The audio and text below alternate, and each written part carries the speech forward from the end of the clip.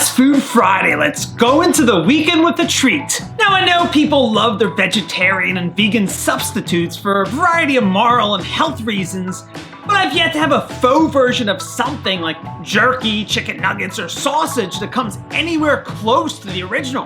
I love fruits and vegetables, which are vegan in their own right, but I've never enjoyed something meant to imitate something else.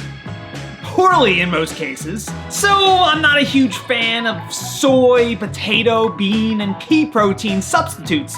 They just taste off in most cases. Usually denser than the real thing and often with a gritty taste and texture. And that includes the king of all meat substitute products, Impossible Foods, which recently partnered with Burger King on a plant-based Whopper. So that faux burger has been out several years now, and BK just released an update to that, the Impossible King. This one kind of throws me for a loop. I'll admit at first I couldn't immediately distinguish between this and a normal Whopper.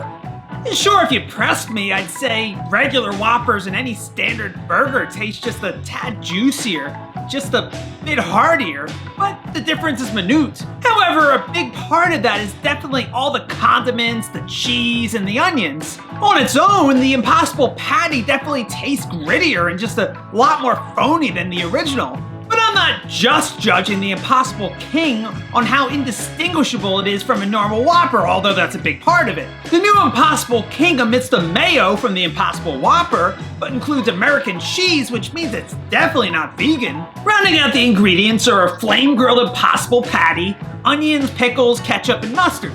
That's all pretty standard, and I wouldn't normally seek out vegetarian or vegan products, but if I'm gonna do so, I want to do it right. So just to underline this point, despite the absence of meat, the original Impossible Whopper was never strictly speaking vegan or vegetarian because it's made on the same grill as meat products and it contains mayo, which has eggs in it. That obviously doesn't bother me personally because I'm not vegetarian or vegan, but if your goal is to replicate the taste and feel of a burger without any trace of meat or dairy, why deal in half measures?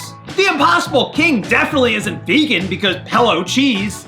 And it's not even vegetarian, though I suppose that depends on how zealous your interpretation is. So what's the point of faux items like this? If we compare the nutritional info of the Impossible King with, say, the regular Whopper, it's got less calories and fat, so that's good. But it's got about the same saturated fat and it's got way more sodium. So I'll give it the edge in the nutrition department, for the most part. Though, I mean, let's face it, no one's really choosing almost anything from a fast food joint because it's a healthy option. But let's assume you're a vegetarian with a somewhat open mind as to what qualifies. What value would you derive from something like the Impossible King? I maintain that if I had a moral imperative to not consume animals, and I respect that belief, if I thought that way, why would I want a food that imitates the look and flavor of meat products?